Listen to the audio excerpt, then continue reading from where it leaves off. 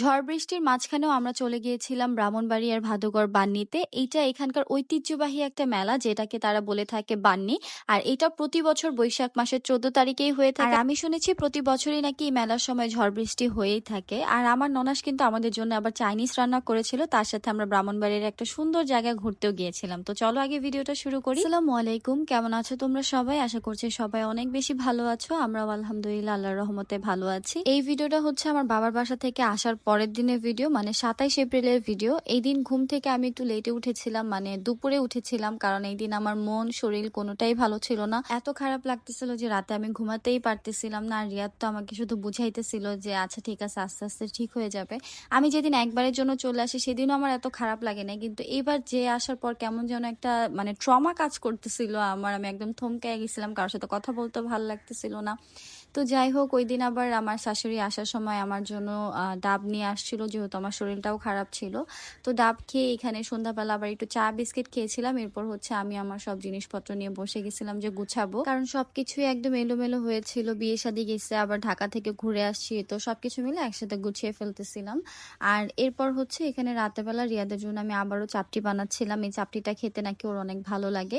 এদিন আবার বানানোর সময় হচ্ছে আমি ডিমও দিয়েছিলাম। তো চাপটির সাথে এখানে ও একটা কি যেন ভাজি দিয়েছিলাম, মনে নেই, অনেক আগের ভিডিও, কিভাবে মনে থাকবে। তো যাই হোক, আমরা চলে আসছি পরের দিনের ভিডিও। এদিন আমি সকাল 8টা বাজে উঠে দেখি যে আকাশে অল্প অল্প বৃষ্টি পড়তেছে। এরপর হঠাৎ করে দেখি একদম ঝড় নেমে গেছে, পুরো আকাশ কালো অন্ধকার হয়ে গেছে। এর মধ্যে কারেন্টও চলে গিয়েছিল, বাট আমরা শাশুড়ি ছেলের পর মোমবাতি ধরেই কাজ করা শুরু করে দিছে। আমরা ভেবেছিলাম যে আন্টি হয়তো বা আসবে না কাজ করতে। আমি থালা বাসন ধুয়ে ফেলছিলাম, আর মা ওইদিকে খুদের ভাত আর শুটকি ভর্তা বানাচ্ছিল সকালের জন্য। বাট এর একটু পরেই হচ্ছে আন্টি চলে আসছিল। তো এখানে আবার হচ্ছে রিমি আপু আমাদের সবার জন্য এদিন চাইনিজ বানাচ্ছিল। আমি বলেছিলাম যে আপু আমাকে একটু চিকেন ফ্রাই করে খাওয়াইও, কারণ আপু চিকেন ফ্রাই অনেক মজা হয়।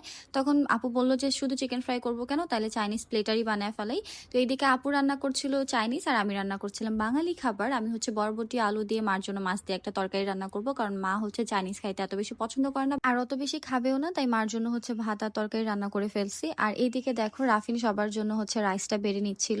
যদিও এটা আমি নিজেও ভিডিও এডিট করতে গিয়ে দেখছি, কারণ এই ভিডিওটা মেবি রিয়াদ করেছিল। তো এখানে সবার জন্য খাবার রেডি করা হয়ে গেছে। এখানে আমরা সবাই মিলে একসাথে খেতে বসছিলাম, একবারে রেডি টেডি হয়েই খেতে বসছিলাম। এরপর হচ্ছে খাওয়া শেষে আমরা মেলার জন্য বের হয়ে গেছিলাম। আমরা যে মেলায় যাব এটা আমরা নিজেরাও জানতাম না, বা এই মেলা সম্পর্কে আমি নিজে আগে কখনো শুনিও নাই। হঠাৎ করে একদিন শুনছিলাম তারা বান্নি বান্নি নিয়ে ডিসকাশন করছিল। তখন আমি জিজ্ঞাসা করেছিলাম যে বান্নি কি, তখন বললো যে ভাদুগড়ে একটা মেলা হয় যেটার নাম হচ্ছে বান্নি। আর এই মেলাটা হচ্ছে আমার শাশুড়ির মার বাড়ির এলাকাতে হয়ে থাকে, মানে আমার নানি শাশুড়ি বাড়ির এলাকাতে। আর এই মেলাতে নাকি প্রতি বছরই আমার শাশুড়িরা যেতেন ছোটবেলায়। রিয়াদ ওরাও হচ্ছে নানু বাসা থেকে এই মেলাটাতে যেত, মানে ওরা কাজিনরা সবাই মিলেও যেত। তো এই মেলাটা হচ্ছে ওখানকার একদম ঐতিহ্যবাহী একটা মেলা। এটাতে অনেক ভিড় হয়, এখানে অনেক কিছু হয়। তো সবকিছু শুনে আমারও অনেক বেশি ইন্টারেস্ট কাজ করে। তখন আমি বলছি যে আমি ওই মেলাটাতে যেতে চাই। তো হঠাৎ করে রাফিন বাসায় আসে, আর এত বৃষ্টি ছিল আমি জানতাম না যে আমাদের যাওয়া হবে বা কোনো কিছু। তখন রাফিন বলতেছে ভাবি আপনি যাবেন, চলেন যাই। তো এর মাঝখানে রিয়াদকে আমরা ফোন করি, রিয়াদ আসে, আর আমরা হঠাৎ করেই বের হয়ে যাই। আর আমরা শুধু তিনজনই গিয়েছিলাম, আমি, রাফিন আর রিয়াদ। ওখান থেকে সাহিলও আমাদেরকে জয়েন করেছিল। আর দেখো এখানে এত পরিমাণের বৃষ্টি হয়েছিল যে পুরো কাদা দিয়ে ভরে গেছে। আর আমরা মেলাটা অত ভালোভাবে ঘুরতে পারিনি, যেহেতু আমি একদম বিকালবেলা গিয়েছিলাম, এর একটু পরে সন্ধ্যা হয়ে যাচ্ছিল। আর এত পরিমাণের ভিড় ছিল যে তোমাদেরকে কি বলবো, ওরা জাস্ট আমাকে সেভ করে করে হাঁটতেছিল। আর এই ভিড়ের কারণেও আমরা বেশি ঘুরতে পারিনি। আর এখানে কিন্তু বিভিন্ন জেলা থেকেও মানুষ এসে থাকে বান্নিটা দেখার জন্য। আমি যাওয়ার পর বুঝতে পেরেছি যে আসলে এটা একটা ঐতিহ্যবাহী মেলা।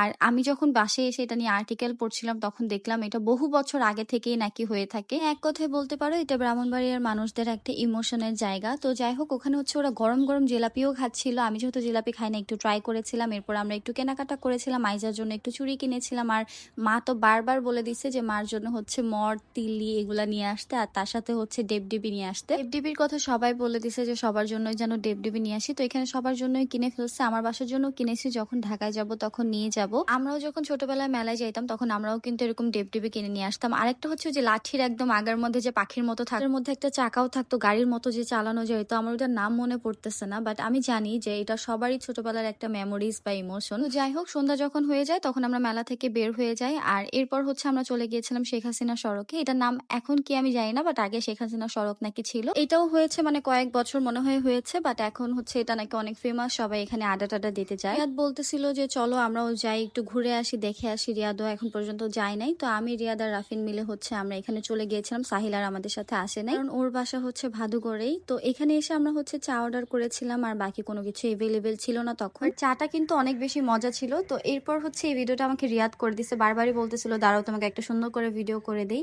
পরে এটা করে দিছে। এরপর হচ্ছে আমরা একটু হালকা পাতলা গল্প করছি, ওখানে বেশিক্ষণ থাকি নাই যেহেতু হচ্ছে রাত হয়ে যাবে। তো আমরা হচ্ছে তাড়াতাড়ি ব্যাক করবো, এর মধ্যে হচ্ছে অনেক সুন্দর একটা বাতাস ছাড়ছিল। তো যাই হোক, এরপর হচ্ছে আমরা এখন বের হয়ে যাবো। আর এই জায়গাটা খালি পেয়ে আমার কেন যেন একটা দৌড় দিতে ইচ্ছা করছে। পরে ওরা বলতেছিল যে আচ্ছা ইচ্ছা যেহেতু করছে একটা দৌড় দিয়েই দাও। তো যাই হোক, আজকে ভিডিওটা আমার এই পর্যন্তই ছিল। দেখা হবে তোমাদের সাথে নেক্সট ভিডিওতে। সবাই ভালো থাকো, সুস্থ থাকো, আল্লাহ হাফেজ।